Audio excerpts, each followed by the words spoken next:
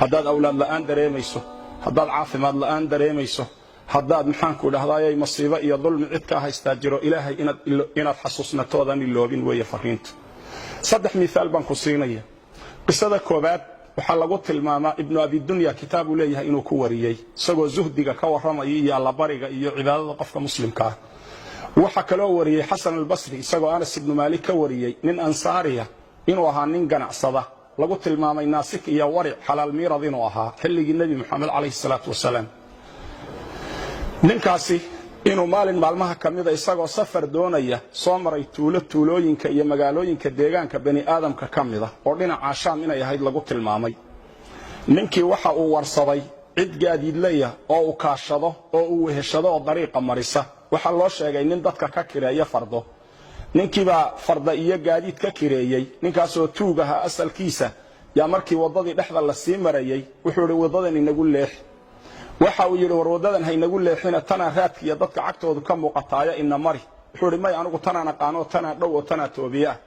waddadii ayuu ku hormaray ninkii dabeedna markii hawd halkaas iyo kayn iyo dhul qariiba la dhex marayo iyo togog la maraayo yaa wuxuu tusay lafa dad badan oo dhintay waxa uu ku yidhi intaasoo aadama ah aniga ayaa dilay waxaana u qoonsaday inaan furto oo sidaan adiga maanta qaadicu dariiqa kuugu ahay aan maalkaaga iyo dhiiggaagaba bannaysto wuxuu ku yidhi maalka iska qaado laakiin dhiiggayga ii badbaadi awlaadaydii iyo ehelkaygii aan u noqdo hooyadaybaa keligay dhashay sidii loo hantaatici lahaa ayuu aad u calaacalay wuxuu ku yidhi inta aan dilayba hadal fiican way yidhaahdeen qofnase kama maqal waxa uu yidhi waxaan ku yidhi war 4 rakacadood intaan tukanayo ma ii kaadin kartaa mar haddaad i dilayso markaasaa wuxuu yidhi waxaad tukataa intaad rabto waxa uu yidhi waxaan bilaabay salaad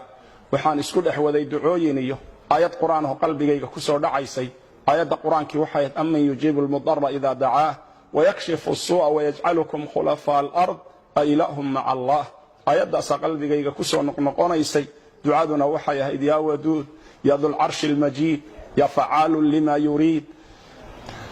ducooyinkaas ayuu akhriyey aqithnii yaa muqiithu aqithnii buu ku celceliyey ducadaa markuu akhriyaayay ee uu rakacadihiisii ku dhex jiray yaa wuxuu lusku la hortaagnaa warankii uu ku dili lahaa ayuu la hortaagnaayoo dhaqso ayuu lahaa wuxuu u jeeday ninkii oo durbadiiba xagga dambe jalleecay oo dhinacaa fiiriyey bise isagiina salaaddii intuu ka baxay buu fiiriyey dabeedna waxa uu arkay nin faras wata oo aad u soo ordayo waadiga iyo toga dhinaca hoose ka soo socda waran ololayana gacanta ku wata ninkii ayaa ku dhuftay markaasuu ninkii dilay waa uu weydiiyeyoo wuxuu ku yidhi ilaah baan kugu dhaariyey yaa tahay wuxuu yidhi anigu malag baanahay u xil saaran amman yujiibu almudarra idaa dacaahu wayakshifu as-suu'a wayajcalukum khulafaa al-ard anigu dadka mudiriinta waddooyinku markay ka xidhmaan dadka ilaahay u laabta dadka alla waafajiya inay ilaahay u noqdaan kuwaasaan anigu iska rabtaagaa buuri dabeedna wuxuu yidhi yaa muqiithu aqithnii markaad lahayd albaabka koowaad ee samadaa gariiray markaasaa samadana lagu garaacayoon garaaceedii ka fadhii weynay buu yidhi markaasaa aniga laysoo diray inaan adiga kuu kaalmeeyo waa anigaa kuu kaalmeeyey buuhi miyaan orod yara mar haddaan intaa kugu soo ajiiboon kuugu imid walaale waxaan ku leeyahay kuma amraya waxaan kaa dalbayaa si naxariisa shariidkaa kooban oo aayadaha qur-aanka iyo axaadiidta iyo qisaska islaamigii ku duuban yihiin cidda aad gaadhsiin karto o dhan gaadhsii inta kuugu jirta oo dhan la sheergalay